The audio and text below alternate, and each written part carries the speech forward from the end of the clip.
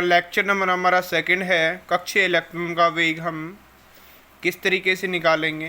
तो हमने इसमें पढ़ा था कि जो बोर की जो मॉडल की जो परिकल्पनाएं थी, दो प्रकार की थी। प्रथम परिकल्पना क्या थी कि हम जानते हैं कि एनवी कक्षा में चक्कर लगा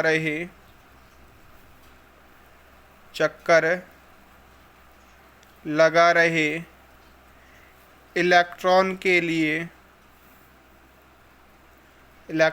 लिए बोर की प्रथम परिकल्पना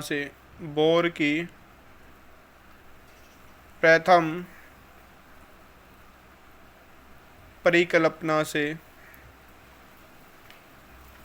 तो जो बोर की प्रथम परिकल्पना है वो क्या है हमारी, देखिएगा बेटा। इसमें जो बोर की प्रथम परिकल्पना है वो है हमारी mv n का स्क्वायर अपॉन में Rn is equal to 1 upon में 4 पाई एप्सिलॉन नॉट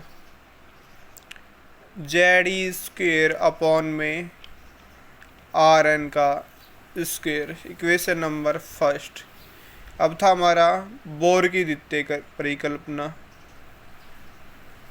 बोर की द्वितीय परिकल्पना से जो बोर की हमारी द्वितीय परिकल्पना ऑलरेडी हम पढ़ चुके हैं बेटा, क्या है, m v n r n is equal to n h upon में 2 पाई। इक्वेशन नंबर हम इसको दे देते हैं सेकंड। ये हमने कर दिया। अब क्या करेंगे, हमें त्रिज्या इसका वेग निकालना है इलेक्ट्रॉन का। तो समीकरण 1 भाग में समीकरण नंबर 2, समीकरण नंबर 1 भाग समीकरण नंबर 2, ये चीज़ें हमने कर दी। तो समीकरण नंबर 1 क्या है हमारी, m v square n upon में आर एन और डिवाइड बाई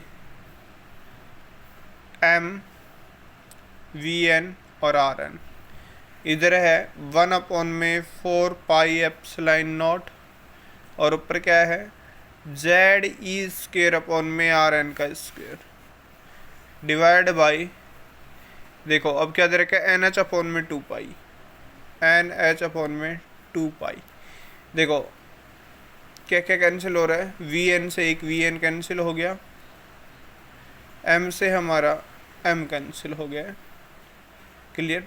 तो अब हमारा जो बच गया है वो क्या आ जाता है, देखिएगा जो बच गया है हमारा वो बच गया है वी एन अपॉन में आर एन और आर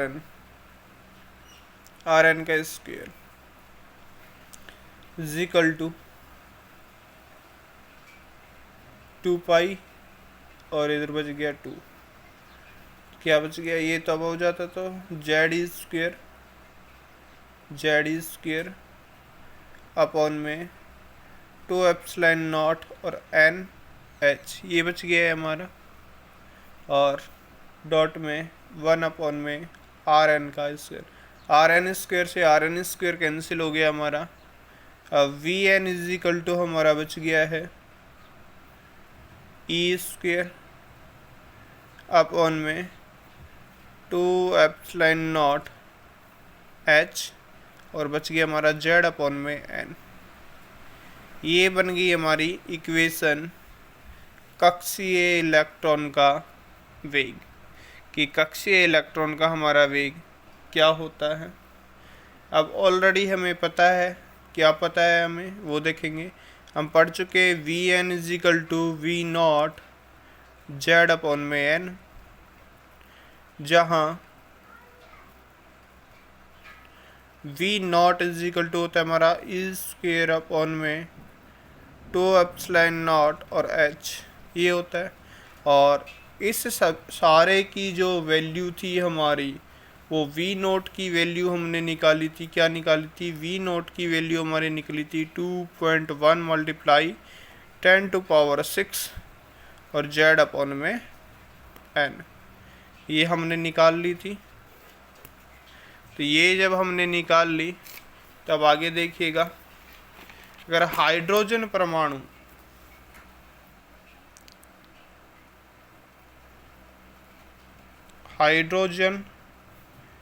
परमाणु के लिए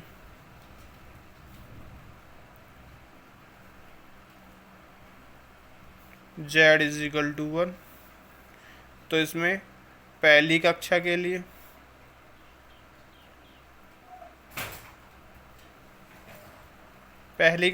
लिए कि n = 1 हो तो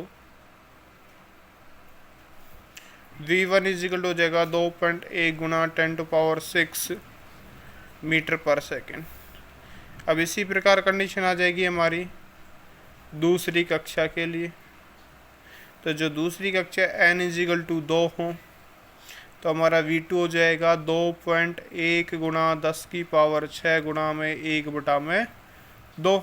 तो ये हो जाएगा हमारा 1.05 × 10⁶ मीटर पर सेकेंड।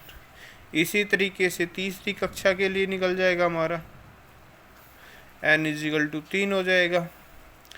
तो V3 = हो जाएगा 2.1 गुणा 10⁶ और गुणा 1/3, तो इसका आ जाएगा हमारा 0.7 × 10⁶ मीटर पर। इस तरीके से हमारी ये वेग चलता रहेगा कक्षाओं का। तो अगर अब आप अनुपात निकालें V1 अनुपात V2 अनुपात V3 और इसी तरीके से एज इट इज चलता रहेगा तो क्या आ जाएगा 1/1, 1/2, 1/3, 1/4। इसी तरीके से आगे ये कंटिन्यू चलता रहेगा हमारा।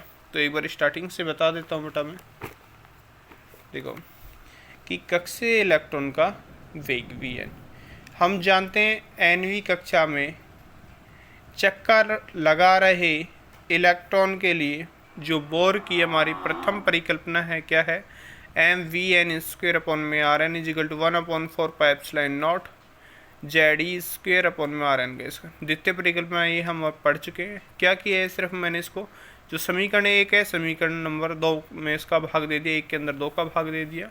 जो कैंसिल हो रहा है उसको कैंसिल हो गया है हमारा। ये जो बच गया है हमारा ये है Vn = E²/2ε0 H Z और N। Z हमारा परमाणु क्रमांक है, N हमारी कक्षाएँ हैं, ये ऑलरेडी हम पढ़ चुके हैं। और V0 की वैल्यू में पता है 2.1 गुणा 10⁶, यहाँ Z की वैल्यू और यहाँ N की वैल्यू। यहाँ पर Z की वैल्यू 1 रहेगी, N की 1, 2, 3 इस तरीके से रख के इस फॉर्मूले से हम आगे सॉल्व कर लेंगे।